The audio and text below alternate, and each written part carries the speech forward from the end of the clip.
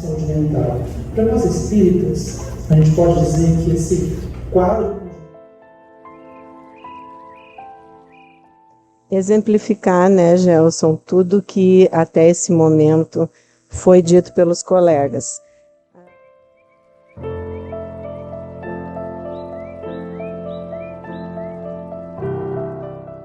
Nós estamos aqui com a nossa amiga Adriana Lopes, do Paraná. Tudo bom, Adriana? Tudo.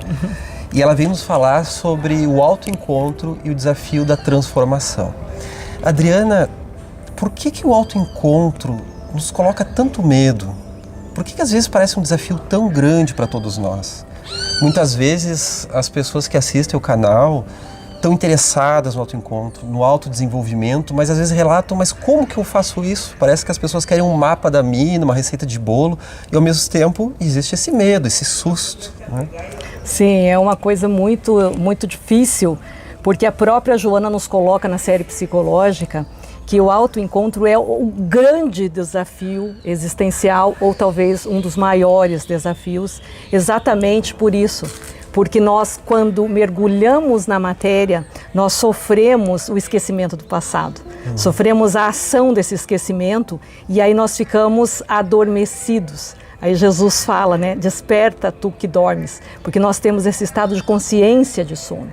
Então, nessa primeira metade da vida, o ser precisa vir para a Terra, o ego precisa se fortalecer, ele precisa se constituir, a personalidade precisa se formar, ele precisa ter uma carreira, uma profissão, uma casa, enfim. Essa energia psíquica está voltada para fora e, num determinado momento, ela precisa voltar para dentro. Então, por isso que o Jung fala do grande problema da crise da meia-idade ou a metanoia, onde essa energia psíquica ela faz um retorno, ela sai do que estava fora, nas questões materiais, nas questões puramente físicas, e ela volta para o centro, ela volta para si. Quem sou eu? O que eu estou fazendo aqui? Então é o momento que o ser começa a despertar para esse autoencontro. E a série psicológica, a Joana trabalha muito essa questão do autoencontro em vários livros, né? Em Jesus e Atualidade, em Jesus e o Evangelho à Luz da Psicologia Profunda, o autodescobrimento, o homem integral. Ela vai falando de como a gente vai fazendo esse autoencontro. Entendo. É interessante esse desafio aí que tu traz, né, Adriana? Porque a nossa chegada no mundo, essa construção do homem e da mulher exteriores, isso é necessário, porque senão a gente não se identifica com o mundo, a gente quer ficar na nossa vida passada, de uma forma de atavismo, a gente não aceita a vida, então é necessário se identificar com o mundo, e depois tem que abandonar essa identificação. A gente estrutura para depois relativizar, então, só que, pelo que eu entendi, nesse momento de estruturar, digamos assim, a gente usa as rodinhas da bicicleta e depois a gente não quer largar as rodinhas, né? É nesse momento que muitas vezes a gente fica apegado. Isso. A gente não quer abrir mão, então parte do ponto de abrir mão.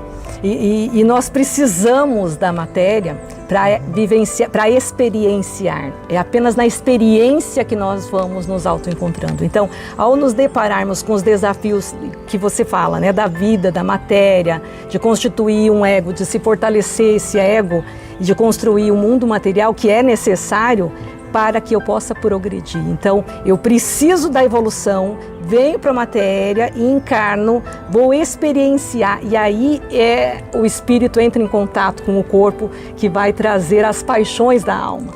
Então, ao experienciar a vida material, o espírito recebe informações que até então ele não tinha quando ele estava em espírito. E aí vem a vivência do instinto, o instinto de luta e fuga, o instinto sexual, o instinto animal, a ideação suicida, a ideação homicida. Então, quando o espírito está no mundo desencarnado, ele não sofre tanto essa influência da matéria.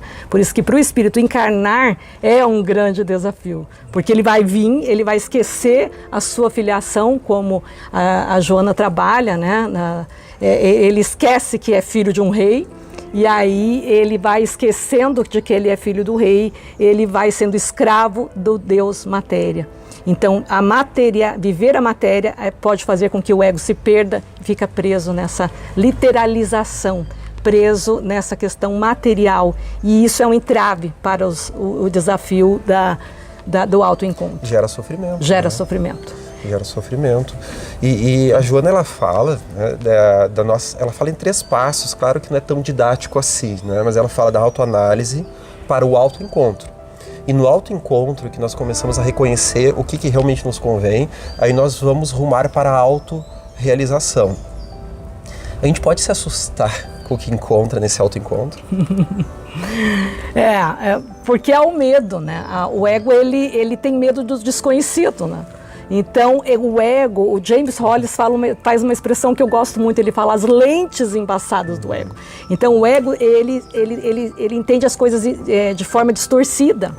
Um exemplo que eu dou é um paciente que ele né, tem o hino à pérola, que é o hino daquele príncipe que vem para a terra e ele esquece que é filho de um rei, e aí o rei envia para ele uma águia, lembrando e fazendo ele buscar a pérola que ele tinha ido buscar.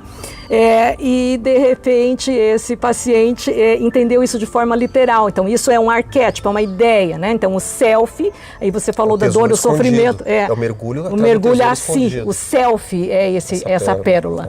E então esse autoencontro é fazer o ego dialogar com esse self, é fazer esse ego voltar e integrar esse self. Então o objetivo de estar na Terra não é ser nessa existência um espírito de luz, não, é ficarmos inteiros. E você falou do sofrimento, a dor, o sofrimento, o envelhecimento e morte que a gente vive, né, pela matéria, elas são os convites que a vida nos manda para que nós nos lembremos da nossa filiação.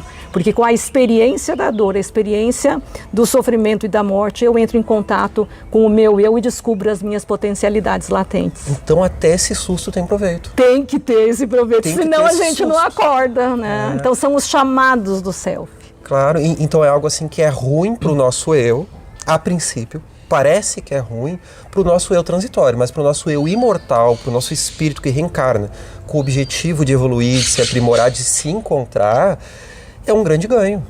É um grande ganho, porque ele aí acorda, aí ele desperta. Então, dentro dessa pérola, o que nós poderíamos dizer? Claro que não tem receita de bolo, né, pessoal? A gente falou isso logo no início da nossa conversa.